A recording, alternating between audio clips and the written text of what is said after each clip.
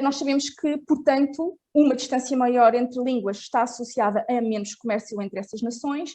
E temos um dado muito interessante que eu vos queria falar, que foi um estudo de 2015, que diz que se nós, países do sul da Europa, tivéssemos níveis escandinavos de proficiência em inglês, e nós sabemos que, por exemplo, quando nós visitamos um país escandinavo, até o senhor do autocarro sabe muito bem inglês, nós teríamos um comércio internacional entre 30% a 60% mais alto, não é? E estamos a falar de um valor muito alto.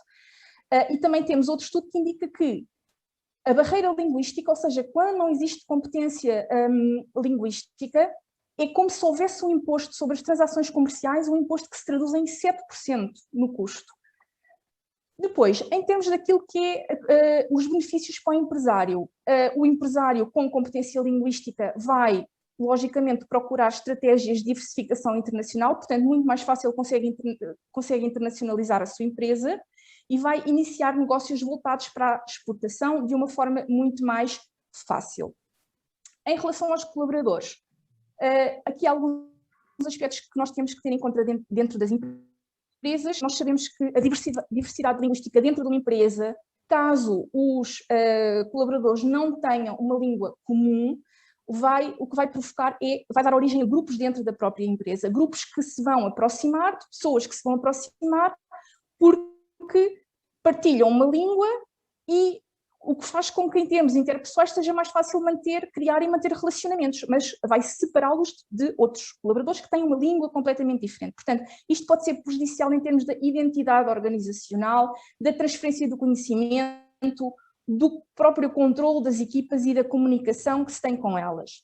Nós também sabemos que dentro de uma empresa, se tivermos trabalhadores que não falam, por exemplo, a língua de determinado país, nós sabemos, e que são imigrantes, nós sabemos que esses trabalhadores vão estar um bocadinho segregados, não é? Porque eles vão estar isolados e a construção de redes de apoio é quase inexistente ou é feita de uma forma muito eficiente.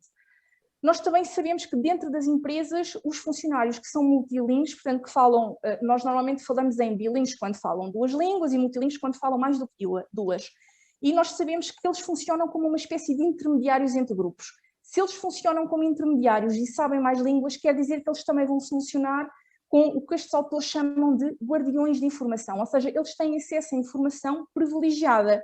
E, por exemplo, isto é um dos aspectos que eu costumo insistir com os alunos nas aulas em relação àquilo que é a necessidade de aprender em línguas estrangeiras, que é o facto de nós termos acesso a um tipo de informação que não é uma informação limitada como nos é apresentada em termos locais ou nacionais.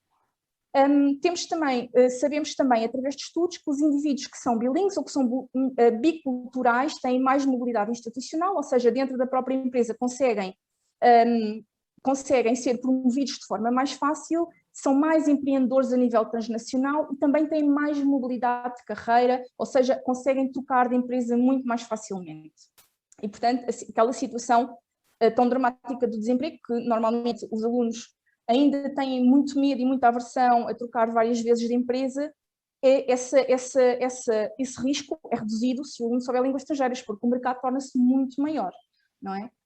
Depois, o que nós sabemos também dentro das empresas é que a falta de competência linguística gera incerteza, gera ansiedade e gera sentimentos negativos e também aversão ao risco. E nós sabemos que, através destes estudos que eu vos apresento aqui, que quando um colaborador está focado em transpor ou resolver uma barreira linguística numa tarefa que lhe chega numa empresa, ele vai sacrificar outras tarefas que envolvem pensamento e decisão. Porquê? Porque em termos cognitivos nós não conseguimos estar focados em tudo, nós não conseguimos estar focados em resolver uma barreira linguística e ao mesmo tempo focados em tomar uma decisão de forma racional e analítica. E, portanto, isto não é possível. Então, temos que também ter esta consciência de que esta competência linguística não só facilita a nossa compreensão de informações e a resolução de problemas, mas também nós tornamos muito mais produtivos enquanto trabalhadores. Aqui passado slide. Isto é um pouco só para mostrar aqui, só para ter uma ideia, não vou estar aqui a entrar em detalhes. Nas áreas que a minha equipa suporta, tem aqui a parte direita, a parte de marketing, a parte das campanhas de marketing e toda a digitalização e portais e toda a volta. E depois temos aqui do lado esquerdo a parte do suporte às forças de vendas. As forças de vendas são vocês se calhar já ouviram falar dos delegados, que às vezes vêm nos centros de saúde, são esse tipo de pessoas. E aqui temos uma parte com uma componente de incentivos, uma parte de análise e reporting, temos os CRMs, um pouco tudo o que tanto na parte de vendas como na parte comercial necessitam em termos de suporte nós damos. E damos as ferramentas também. Tem o nosso suporte e as ferramentas para que eles possam trabalhar. Basicamente, em termos gerais, é um pouco isso. Por isso a minha equipa é uma equipa de suporte a vendas e a marketing. Agora, só para acabar aqui um pouco, para vos dizer um bocadinho aquilo que nós próprios, quando temos fazendo uma entrevista para reportar em seja qual for o país, porque nós usamos um guião que nos ajuda a comparar, facilita a comparação entre os diversos candidatos. Okay? E às vezes até podem pensar, e acho que em Portugal, acho que ainda há essa cultura, que toda a parte técnica e profissional é que é importante. Se temos N cursos, N formações e muita formação, isso é que faz toda a diferença. E, pelo menos na minha área e na minha experiência, não é tanto assim. O que nós valorizamos mais é toda a parte dos valores e de atitude. Porque se as pessoas tiverem os valores corretos e a atitude correta, o resto consegue-se aprender. Se não tiverem, torna-se mais difícil. De qualquer forma, aqui estes são os valores da Pfizer, a coragem, a excelência, o cuidado e a alegria. A alegria, o prazer em trabalhar e também a alegria fora do trabalho.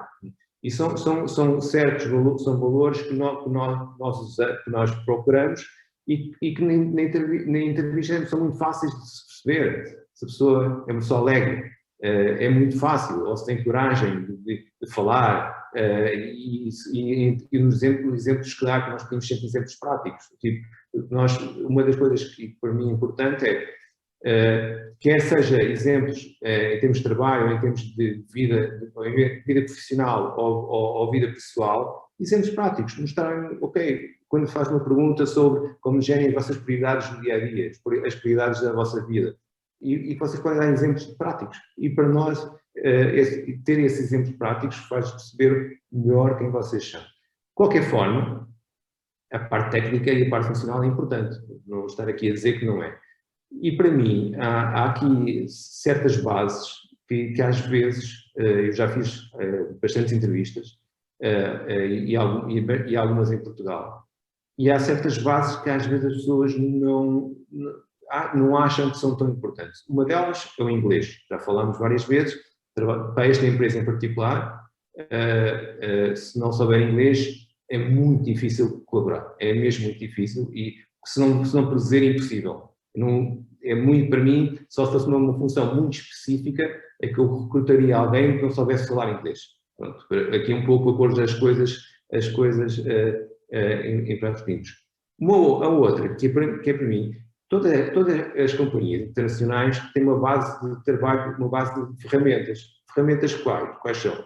Geralmente o Microsoft Office, o Excel, o Outlook, o Word, PowerPoint.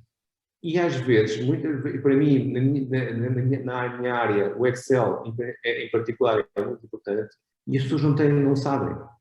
A Ana Loureiro está a levantar a mão.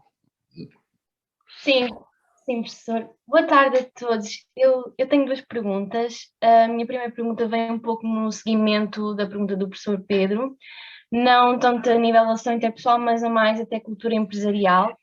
Tendo em conta que trabalho numa empresa de origem americana, mas neste caso está no cluster europeu, a minha pergunta é se realmente há uma grande influência a nível cultural americano, a nível de cultura de empresa, ou se a cultura europeia se destaca mais, tendo em conta que há uma grande diferença entre ambas as culturas a nível empresarial. Há uma grande influência pela cultura americana, porque no fim e ao cabo as chefias são americanas e assim sendo passam a cultura americana. De qualquer forma, qualquer forma, dentro dos países, em termos culturais, tem, um pouco mais, como a Patrícia disse, temos que nos adaptar. As bases são americanas, sem dúvida alguma, okay? E as prioridades, as iniciativas a maior parte delas vêm lá, mas quando chegam à Europa, há algumas adaptações. Existem algumas adaptações porque muitas vezes, vou dar um exemplo, na América é um país com vários estados. Não é? A Europa são muitos países num continente. Só isso é completamente diferente. E às vezes custa um bocadinho os americanos perceberem que quando chegam à Europa não há uma Europa. Esta coisa da comunidade europeia há muita coisa comum, mas depois cada país tem a própria cultura, aquilo. O que quer dizer, existe uma grande influência americana, mas dentro dos países também há uma adaptação à cultura local. Tem que ser, tem que ser. A minha segunda, obrigada. A minha segunda pergunta é mais para a professora Patrícia. Tendo em conta a questão das línguas e neste caso, atualmente cada vez mais a China tem ganho terreno a nível do mercado global, se de facto, neste caso mais especificamente o mandarim, poderá um pouco roubar o lugar ou passar também a estar mais presente a nível de negócios empresarial, futuramente, a médio e longo prazo. Sim, já começa a estar presente, inclusive já está a ser introduzido nas escolas, não é, em Portugal, em algumas escolas piloto. No entanto, eu acho que nós neste momento temos que nos focar muito mais do que no mandarim e no espanhol, é a minha opinião, e já tinha partilhado essa minha opinião com o professor Pedro, porque assim, quando nós falamos em espanhol, e eu não sei se a Ana foi minha aluna de inglês ou de espanhol, não me lembro. Eu fui só de inglês. Ok. Mas nós, quando falamos em espanhol, nós não estamos a falar de Espanha, nós estamos a falar de toda a América Latina e nós temos economias emergentes ali. E, portanto, nós estamos a falar de Argentinas, Colômbias, etc. E há muitos países que são falantes de espanhol, não é? E hispanohablantes. E, portanto, eu acho que essa língua, a seguir ao inglês, neste momento, é a língua que nós temos que nos focar. No futuro não sabemos, não é? Sim, possivelmente o mandarim vai ocupar um espaço muito importante e prevê-se que sim. Se vai ultrapassar o espanhol e o inglês, aí não sei, duvido. Mas vamos ver. Portanto, segunda língua a investir, espanhol. Obrigada.